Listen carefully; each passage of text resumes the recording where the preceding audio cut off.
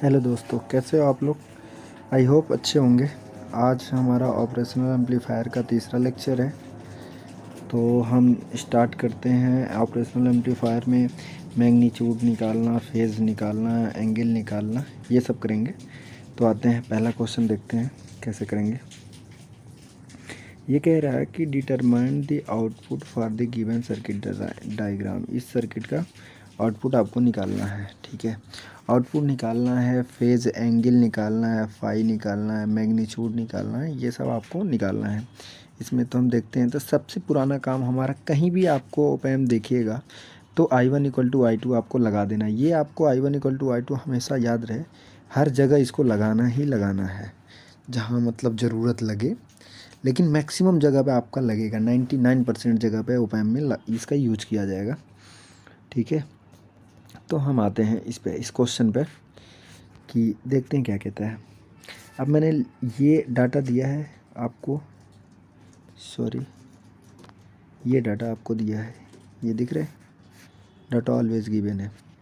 अब हम आपको I1 इक्वल टू I2 लगाना है। उससे पहले यहाँ से देखिए, इस वाली डंडी पे sin t जा रहा है करंट, और इस वाली डंडी पे 0 जा रहा है। यहाँ पे कैपेसिटर भी दिया था, अभी तक कैपेसिटर नहीं गिवन था किसी भी ओपैम्प में, तो अब कैपेसिटर आ गया। तो अब इसमें क्या करना है, ठीक है। तो यहाँ पे डॉट है, यहाँ पर डॉट की जगह पे Vx मार्क किया हमने।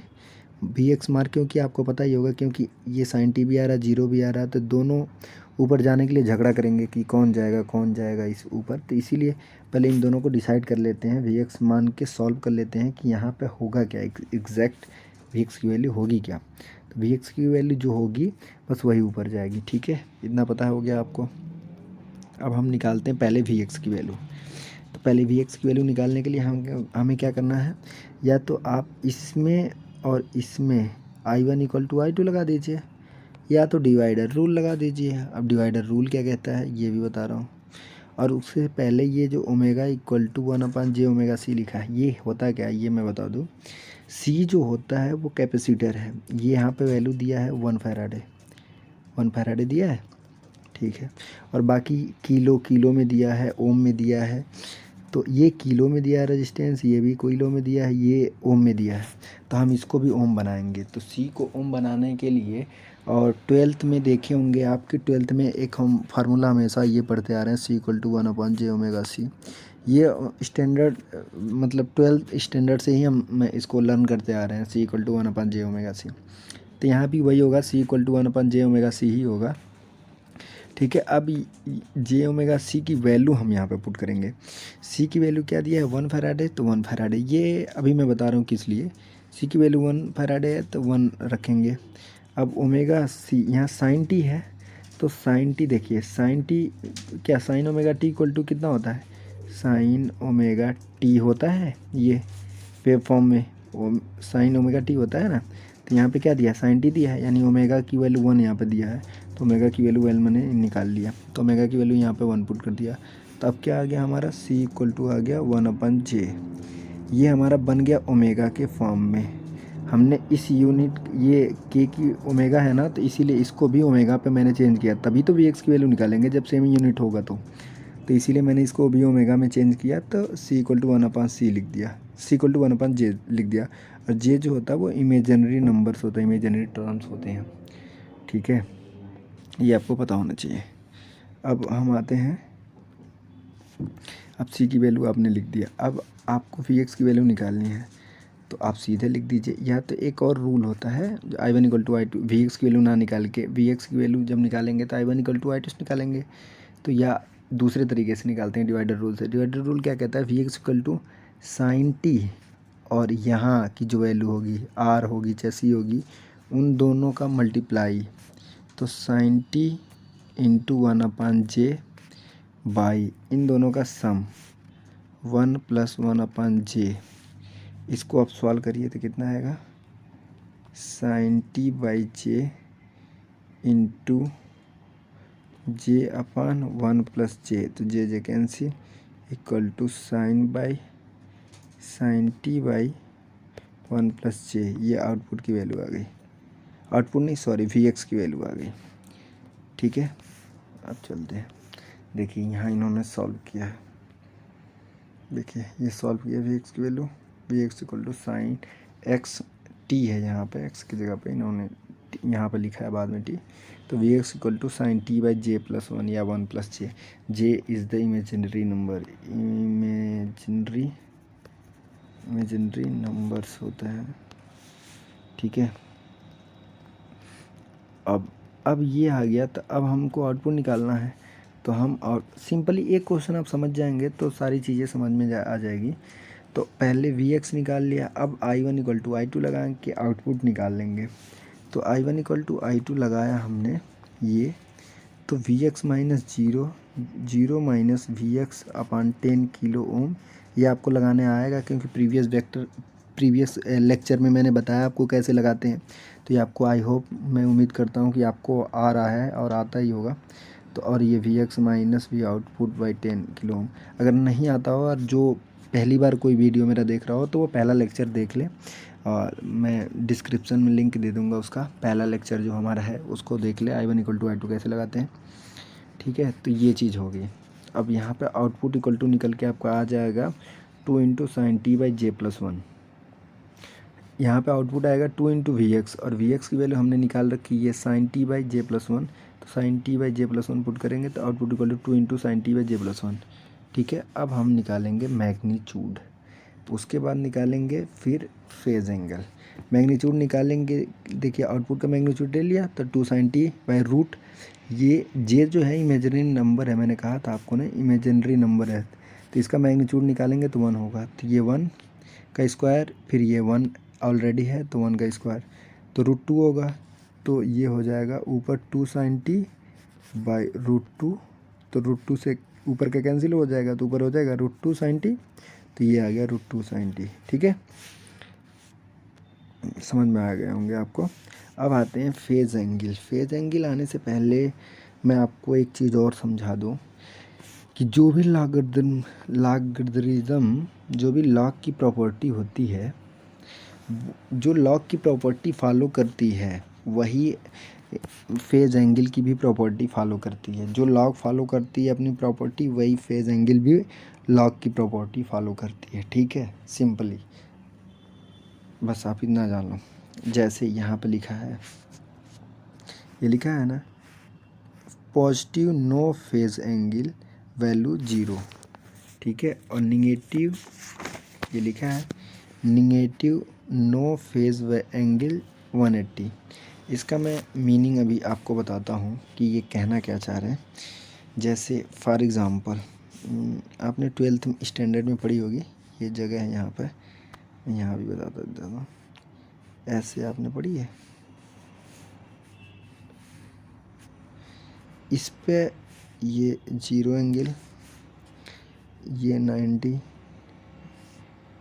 180, 270, ठीक है।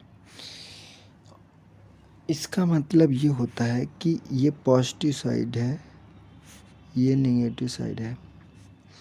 कोई भी फेज एंगल में अगर पॉजिटिव है, जैसे 2, 4, 10, 15, 20 जो भी है, अगर इसका एंगल पूछेगा तो अगर पॉजिटिव साइड होगा, पॉजिटिव मतलब 0 से बड़ा पॉजिटिव में, तो उसकी एंगल 0 होगी, ठीक है। ये कैसे, ये मैं अभी बता रहा हूँ आपको, ऑलवेज ये 0 होगी। और इसी का निगेटिव होगा, मान लीजिए -10, -10, -15, -40, -50, तो उसके लिए निगेटिव के लिए 180 उसका फेज एंगल होगा, पॉजिटिव के लिए 0 एंगल होगा और निगेटिव के लिए 180 होगा। आराम से आप रट लो बिल्कुल इस चीज़ को, क्वेश्चन करने के सही तरीके, ठीक है, सॉरी। और ऊपर इस वाली डंडी पे iota, 2 iota, 3 iota, 4 iota, 5 iota, अगर इस टाइप का कुछ दिया है और इसका बोलेगा फेज एंगल निकालो तो उसका 90 होता है। और माइनस आयोटा इस डंडी पे, -2, -3 आयोटा, -4 आयोटा इस डंडी पे ये होगा, तो इसके लिए ये 270 एंगल होगा, ठीक है। अब आप, आई होप कि आप समझ रहे हो और निकाल सकते हो। तो वही ये कहना चाह रहा था, उस लाइन का मतलब यही था कि positive no phase angle 0,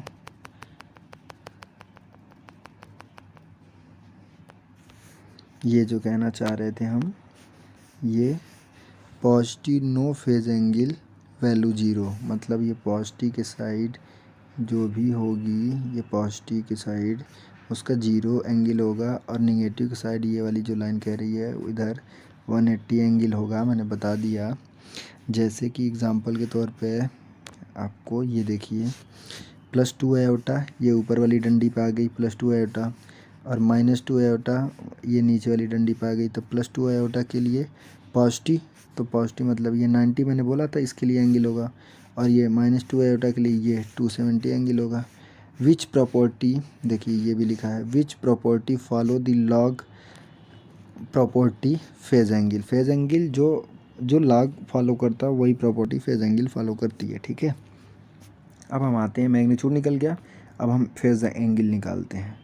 phase angle निकालने का तरीका, अब देखिए आउटपुट है, ये मैग्नीट्यूड आपने निकाल लिया। अब आउटपुट हमारा क्या था, आउटपुट था ये 2 sin t/j+1। ठीक है, और आपको ये पता है ये प्रॉपर्टी है AB/C = angle A plus angle B minus angle C, ये है लॉग की प्रॉपर्टी, ऐसे फॉलो होती है। तो मैंने सेम यही प्रॉपर्टी इस पे लगाई, तो इसको x मान लिया, तो angle x angle y minus angle z। ठीक है, आ रहा ना समझ में आपको। अब देखिए एंगल x मतलब एंगल 2 sin t, और ये एंगल z का मतलब 1 + z, यहाँ पे एंगल z जो लिखा है ना, z यही है 1 + j, तो 1 + j। एंगल 2 पॉजिटिव साइड है, मतलब इधर का है, ये 2 पॉजिटिव में आ रहा तो 0 एंगल।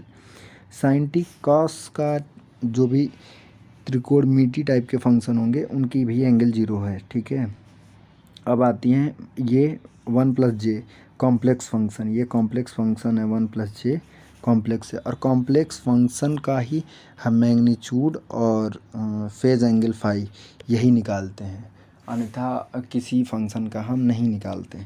ठीक है, इसी फंक्शन का बोलता ही है, हमें बोलता ही है कि इसी फंक्शन का आप निकालो। ठीक है, तो हम निकालते हैं। और ये एक चीज़ और यहाँ पे याद रखिएगा, जब भी ये z है ना, ये वाली z है, तो इसके जगह पे है 1 + j, ये एंगल में है।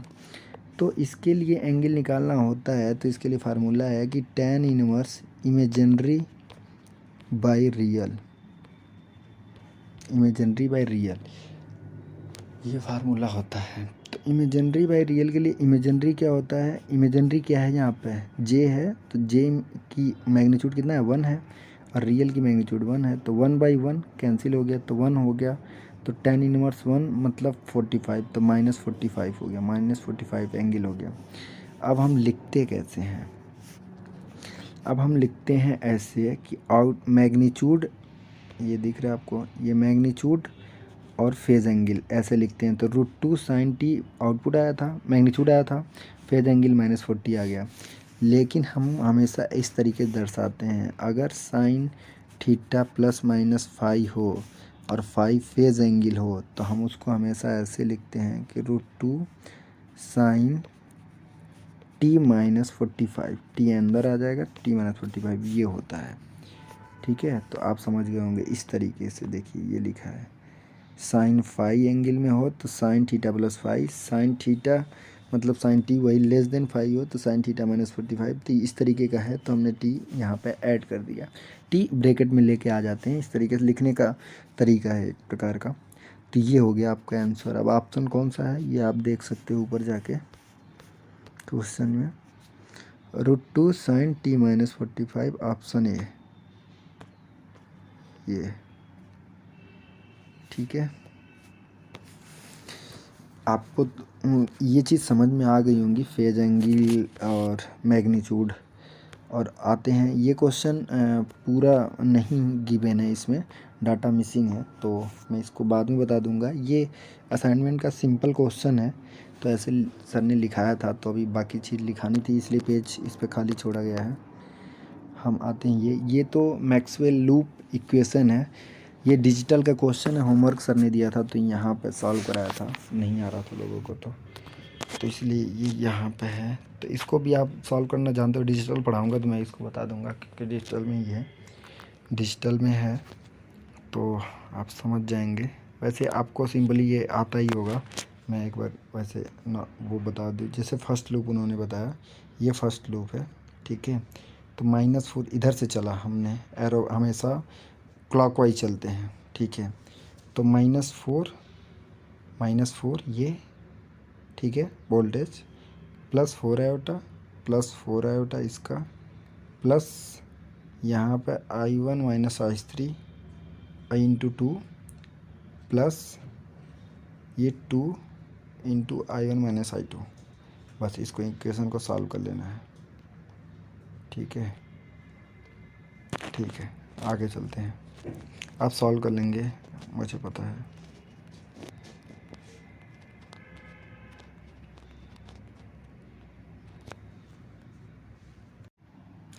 तो हम यहाँ पे थे, तो हम बता रहे हैं आपको, अब दूसरा टॉपिक है एक प्रकार का। अब ये कह रहे हैं कि किसी भी सर्किट में अगर L गिवन हो, L मतलब इंडक्टर और कैपेसिटर C गिवन हो, और उसमें इनपुट जो है वो DC हो, तो इनका बिहेवियर कैसा होगा। तो L अगर DC सर्किट दे रहे हैं तो L का जो भी बिहेवियर होगा एक वायर की तरह होगा, एक डंडा, सीधा डंडा वायर की तरह बिहेवियर होगा। और कैपेसिटर है तो वो ब्रोकन वायर, मतलब टूटा तार की तरह होगा।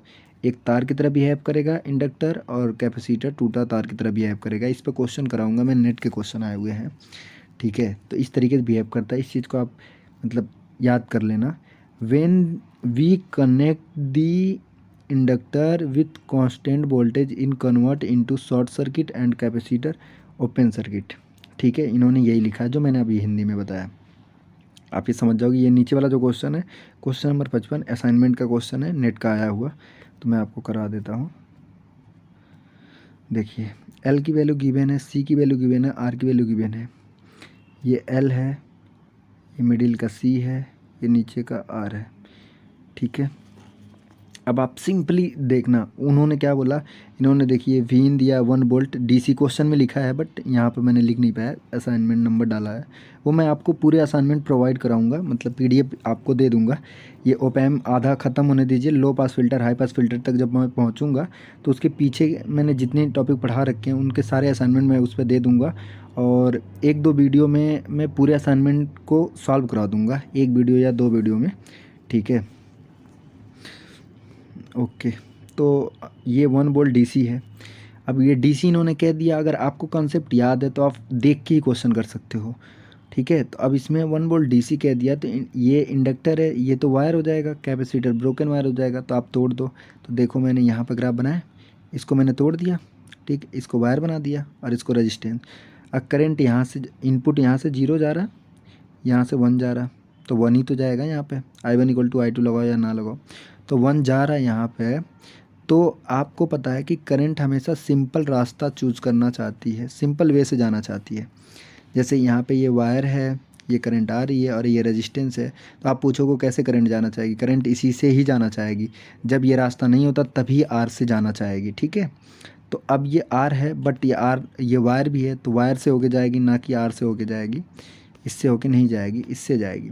तो इससे जाएगी तो सिंपली आप देखो, ये 1 वोल्ट यहाँ गया, फिर इस रास्ते गया, फिर इधर आ गया, तो आउटपुट कितना मिल गया, 1 वोल्ट। सिंपल आंसर, 1 वोल्ट मिल गया। बस देखो आप आंसर यही मिल गया। बात समझ में आ रही है? मुझे लग रहा है आप समझ रहे होंगे। सेम क्वेश्चन ये दूसरा है, मैं आपको दिखा दूँ।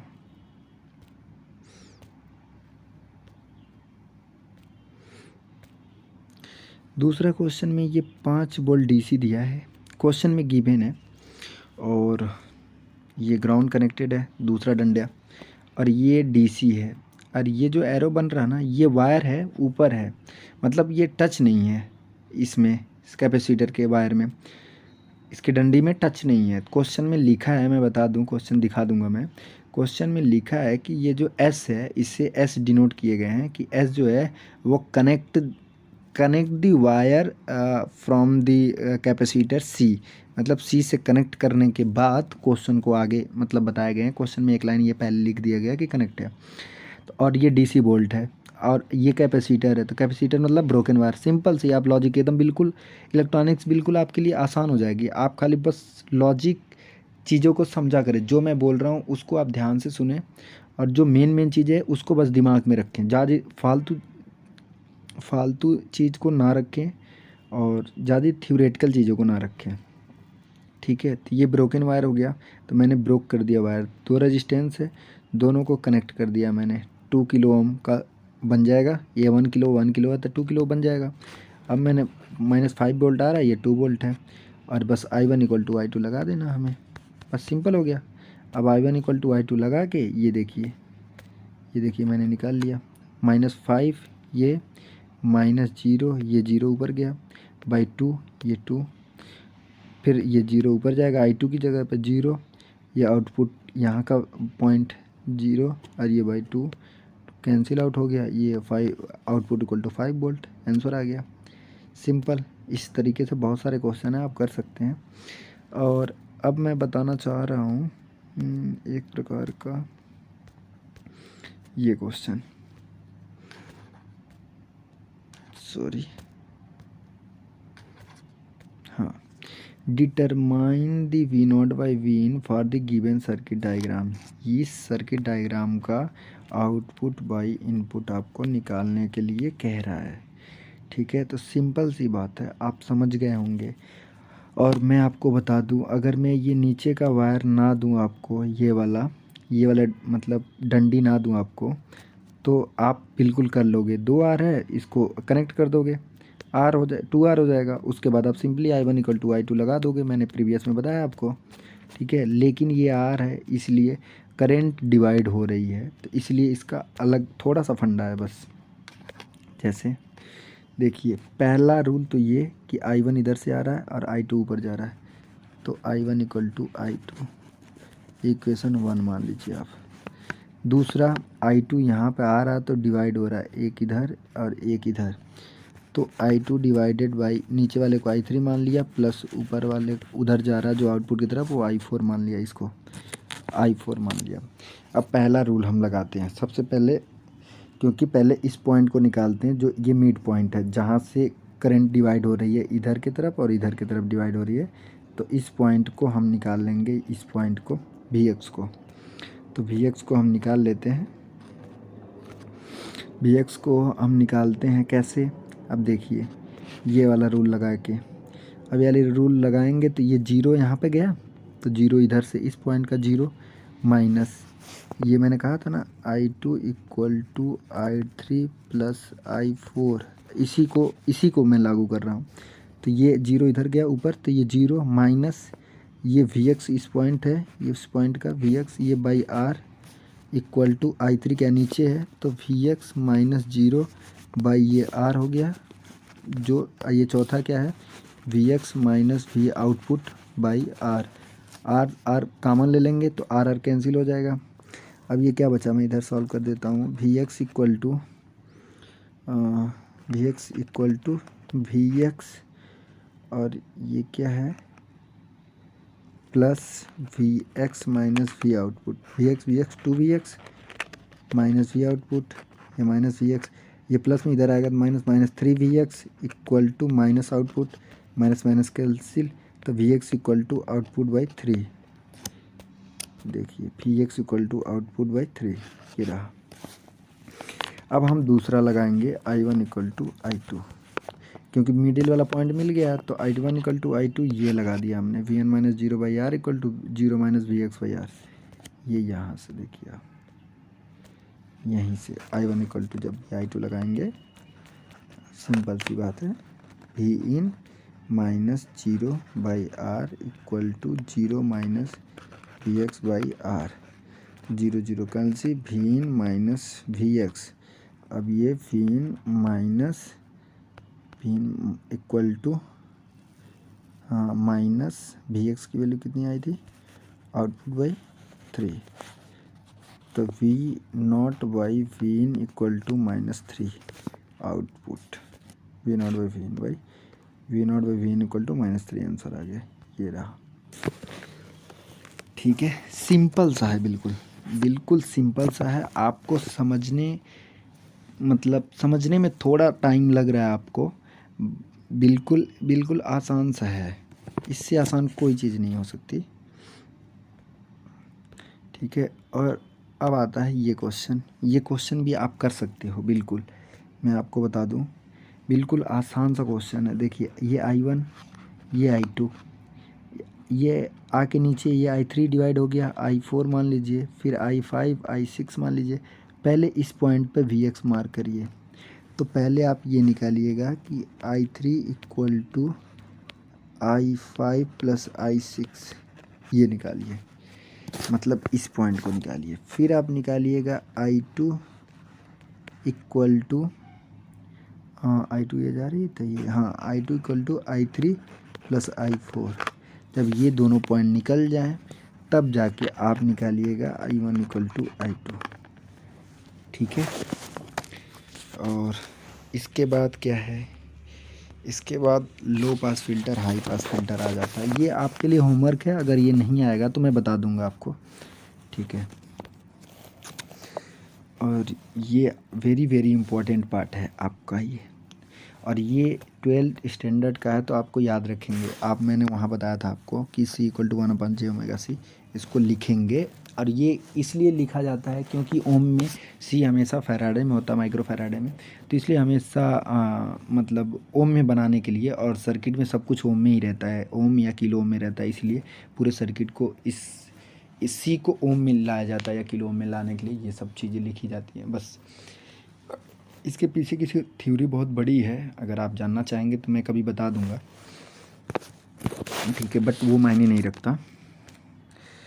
तो अब आते हैं ये for the given circuit diagram determine, ये सर्किट डायग्राम का आउटपुट बाई इनपुट निकालना है। ठीक है, तो अब ये देखिए सर्किट, अब सर्किट वैसे नहीं आके ऐसे आएंगे, और ऐसे जो आएंगे तो low pass filter, high pass filter, इस तरीके की होंगी, low pass filter, high pass filter. अब low pass filter, high pass filter मैं बता दूं आपको कैसे करेंगे।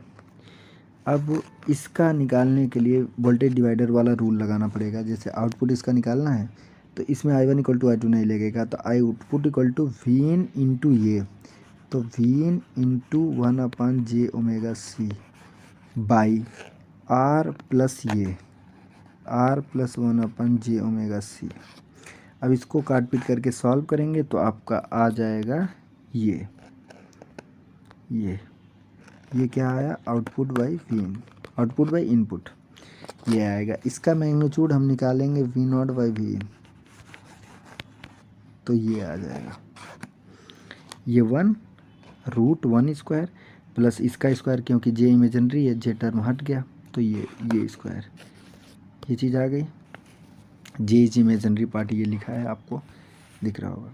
ω/c equal to 1/RC cut off frequency होती है। हाँ, मैं अभी बता दूं कट ऑफ फ्रिक्वेंसी क्या होती है। कट ऑफ फ्रिक्वेंसी वो फ्रिक्वेंसी होती है जिस पे कोई भी फिल्टर या कोई भी हाई पास फिल्टर या लो पास फिल्टर जो भी वैल्यू होती है वहाँ से क्रॉस करे, उस पॉइंट से क्रॉस करे। अभी मैं इस ग्राफ में बताऊंगा आपको, इस वाले ग्राफ में इस वाले ग्राफ में बताऊंगा। ये वाला जो पॉइंट है, मान लीजिए कोई पॉइंट हमारा यहाँ से क्रॉस कर रहा है ग्राफ को, यहाँ से क्रॉस, तो यही WC होती है, ω/c कट ऑफ फ्रिक्वेंसी होती है। यहीं से ऊपर की फ्रिक्वेंसी लो पास फिल्टर, नीचे की फ्रिक्वेंसी हाई पास फिल्टर, यही होती है। और कट ऑफ फ्रिक्वेंसी हमेशा जो भी मैग्नीट्यूड आती है V0 बाई Vin का, उसमें ओमेगा के साथ जो भी वेरिएबल होते हैं वही बाई के फॉर्म में फार्मूले में आते हैं। जैसे मैंने इसका बोल दूंगा कट ऑफ फ्रिक्वेंसी क्या होगी, तो ओमेगा के साथ क्या है 1/√1/RC है ना, तो 1/रूट नहीं लगेगा क्योंकि मैग्नीट्यूड में है, तो 1/RC, तो ये हो गई कट ऑफ फ्रिक्वेंसी। और कट ऑफ फ्रिक्वेंसी हमेशा यही होती है, ω/c इक्वल टू 1/RC होती है। बस ओमेगा की वैल्यू C की वैल्यू रखनी है और कट ऑफ फ्रिक्वेंसी आपको निकाल देनी है। ठीक है, अब देखिए क्या कह रहा है। अब in low frequency region V naught by V in is high greater than. अब ये हाई कैसे हो गया? अब एक बार यहाँ पे जब low pass filter high pass filter हम बताएंगे तो इस चेक करने का तरीका होता है कि किसी भी ग्राफ का वी नॉट बाई वीन निकालिए, किसी भी क्वेश्चन का वी नॉट बाई वीन निकालिए। आप पहले जो निकाल लिया उसके बाद मैग्नीट्यूड निकाल लिया, उसके बाद ओमेगा की वैल्यू एक बार ओमेगा इक्वल टू जीरो और एक बार ओमेगा इक्वल टू इनफाइनाइट रखते हैं। तो एक बार आप जीरो रखेंगे तो ये समथिंग जीरो हो गया, तो 1/√1 1 हो गया। तो वी नॉट बाई वीन, ये वी नॉट बाई वीन का ग्राफ है, ये लाइन है, और ये ओमेगा की वैल्यू है। तो एक बार ओमेगा की वैल्यू जीरो जब यहाँ पर रखें, ये जीरो है ना, जीरो रखें तो 1 आ गया। 1 मतलब मैंने यहाँ मान लिया 1, ठीक है, यहाँ मैंने 1 मान लिया। ओमेगा इक्वल टू जीरो पे 1 आ गया, V naught by Vin equal to 1, तो ये रहा 1। अब ओमेगा इक्वल टू इनफाइनाइट रखो, इनफाइनाइट रखेंगे तो 1 plus infinite infinite, 1 by infinite zero को कहीं ना कहीं टेंड करेगा। तो ये रहा हमारा, ये ग्राफ जीरो को टेंड कर रहा है, कहीं ना कहीं इनफाइनाइट पर जाके टेंड करेगा। इसलिए ग्राफ मैंने ऐसे हल्के हल्के भी मिलाया नहीं है लाइन को, ओमेगा की लाइन को। तो ये ग्राफ है। और किसी एक पर्टिकुलर पॉइंट पर डॉट लगा के आप खींच दो लाइन, किसी एक पर्टिकुलर पॉइंट पर जहाँ से टेंड हो रही है ग्राफ ज़्यादा, तो वहाँ ट्रेंड कर दो। तो ये हाई पास रीजन है और ये लो पास रीजन है। क्यों? क्योंकि गेन इसमें कम है। मतलब मैं बता दूँ, अब ये low pass filter high pass filter आप यहीं समझ लो, इसमें गेन कम है, गेन जो है वो कम है, मतलब कम है, गेन जो है वो कम है, ठीक है। और इस वाले रीजन में गेन ज़्यादा है। गेन ज़्यादा इसलिए है क्योंकि ये खुला है, अभी इनफाइनाइट तक मिलेगा। तो इसमें बस ऐसे मान लो कि जैसे इसमें हवा है, तो इसमें हवा ज़्यादा होगी ना, क्योंकि ये तो मतलब बंद हो गया बिल्कुल, ये चारों तरफ से बंद हो गया, तो इसमें कम हवा है। तो लो गेन, इसमें लो गेन है, मतलब कम गेन है, इसीलिए लो फ्रिक्वेंसी रीजन हो गया ये। और इसमें अभी इनफाइनाइट तक हवा है, पता नहीं कहाँ ये सर्किट मिलेगी यहाँ चल के। तो हवा ज़्यादा है, मतलब डॉटेड ज़्यादा है, मतलब फ्रिक्वेंसी रेंज ज़्यादा है, ठीक, फ्रिक्वेंसी रेंज ज़्यादा है, तो यानी ये हाई पास फिल्टर है। बस यही चीज़ है। अब एक चीज़ है, किसी भी सर्किट में या किसी भी क्वेश्चन में एक आर और एक सी रहेगा, तो आप देख के सीधे बता दोगे कि ये लो पास फिल्टर है या हाई पास फिल्टर है, ठीक है। वो कैसे आप बता दोगे? Low pass filter arrangement in first R and C, किसी भी सर्किट में पहले आर, जैसे एक सर्किट मैंने बना लिया और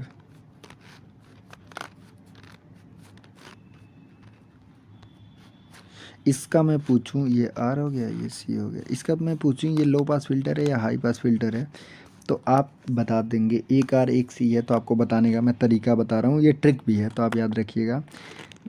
ये लो पास फिल्टर के लिए arrangement is first R then C, पहला आर और दूसरा सी है, तो ये लो पास फिल्टर होता है। यही हाई पास फिल्टर कब होगा? First C and second R, ये सी उठ के यहाँ आ जाए और आर यहाँ चला जाए, तो ये हाई पास फिल्टर हो गया। सिंपल, बिल्कुल, ये ट्रिक है पहचानने का, आप अपने पास ही रखिएगा, ठीक है, और अपने दोस्तों को भी बताइएगा, ठीक है। तो ये एक तरीका है low pass filter high pass filter बताने का। अब जैसे ये क्वेश्चन है एक क्वेश्चन है, V naught by Vin the given circuit diagram, इस सर्किट डायग्राम का आउटपुट बाई इनपुट निकालना है। तो ये सी पहले है, ये आर बाद में है, तो मैंने बताया था सी पहले आएगा आर बाद में आएगा, क्या होगा? हाई पास फिल्टर होगा। ये क्या है? हाई पास फिल्टर है, आप पहले ही बता दोगे देख के। अब आउटपुट निकाल लो, तो आउटपुट इक्वल टू कितना? V into R plus R और प्लस सी, तो सी को क्या लिखेंगे? 1/j ओमेगा सी। अब इसको सॉल्व करेंगे तो हम वी नॉट बाई वीन, ये आएगा, ये आ गया वी नॉट बाई वीन। अब cut off frequency omega C equal to 1/RC आएगी, कट ऑफ फ्रिक्वेंसी आ गई इसकी। अब इसमें ओमेगा की वैल्यू एक बार जीरो रखेंगे, तो ये एक बार जीरो रखेंगे तो 1/0 कितना होगा? 1/0 इनफाइनाइट, 1 प्लस इनफाइनाइट इनफाइनाइट, 1/इनफाइनाइट कितना होगा? 0। तो ये पॉइंट 0 हो गया, तो यहाँ पे मैंने 0 मार्क कर लिया। अब इनफाइनाइट रखेंगे तो 1/इनफाइनाइट 0, 1 प्लस 0 1 और 1/1 1, तो ये कहीं ना कहीं infinite, omega equal to infinite आएगा, सॉरी, तो इनफाइनाइट, तो ये जीरो से शुरू होकर कहीं ना कहीं इनफाइनाइट को जाके टेंड करेगी, वन पे जाके टर्न होगी, और वन पे जाने के बाद टर्न होने के बाद ये कहीं इनफाइनाइट को सीधे चली जाएगी। तो हम जहाँ से टर्न होगा, मैंने कहा था ना, वहीं से एक डॉट खींचेंगे और ये लो पास रीजन हो जाएगा, क्योंकि ये तो कैद हो गया। ये हाई पास रीजन इसलिए हो गया क्योंकि इसका गेन ज़्यादा हो गया, पता नहीं ये कहाँ तक मिलेगा जाके, तो ये हाई पास रीजन हो गया, ये हाई पास फिल्टर हो गया, लो पास फिल्टर हो गया, और इसी पॉइंट को जहाँ पे टेंड किया हमने omega C cut off frequency कहते हैं। ठीक है, तो ये हो गया आपका low pass filter, high pass filter हो गया। और ये जैसे एक डायग्राम है, तो आर है और ये सी है, तो क्या होगा, ये आर और सी है ना, ये आर है और ये सी है, आर पहले है तो इसे लो पास फिल्टर कहेंगे, लो पास फिल्टर, वो हाई पास फिल्टर रीजन था। ठीक है, तो ये लो पास फिल्टर आप सॉल्व करके भी बता सकते हैं आप कैसे। ये देखिए, वी नॉट बाई वी निकाला, minus R F by R one से निकाल लीजिए, चाहे जैसे भी निकाल लीजिए। तो उसके बाद से मैंने ये चीज़ मैग्नीट्यूड निकाला, उसके ऊपर से वैल्यू रखा, ओमेगा की वैल्यू रखा, जीरो, ओमेगा की वैल्यू एक बार जीरो रखेंगे तो वन जीरो क्या होगा, इनफाइनाइट। तो ये देखिए, ये इनफाइनाइट है, और वन बाई जीरो रखेंगे तो वन बाई जीरो इनफाइनाइट, तो ये वी नॉट बाई वी इन, तो एक बार इनफाइनाइट आ गया। इनफाइनाइट रखेंगे तो वन बाई इनफाइनाइट जीरो, तो एक बार ये कहीं जीरो को टेंड करेगा। यहाँ पे हमने मार्क कर दिया, तो ये कौन सा रीजन हो गया, लो पास रीजन हो गया, क्योंकि ये खुला है तो इसकी गेन ज़्यादा होगी, पता नहीं कितना गेन होगा, तो इसलिए गेन ज़्यादा होगी, तो ये लो पास फिल्टर हो गया। ये कैद हो गया तो ये हाई पास रीजन हो गया। ठीक है, और ये लो हो गया, तो लो आप यहाँ से भी देख ही सकते हैं, आर से सी है, तो एक सेकेंड, ये आर है, ये सी है, पहले आर और सी है, तो लो पास फिल्टर मैंने बता दिया ट्रिक से भी और सॉल्व करके भी बता दिया। तो आप इतना पढ़िएगा, फिर आगे हम आइडेंटिफाई द फिल्टर बताएंगे। थैंक्स।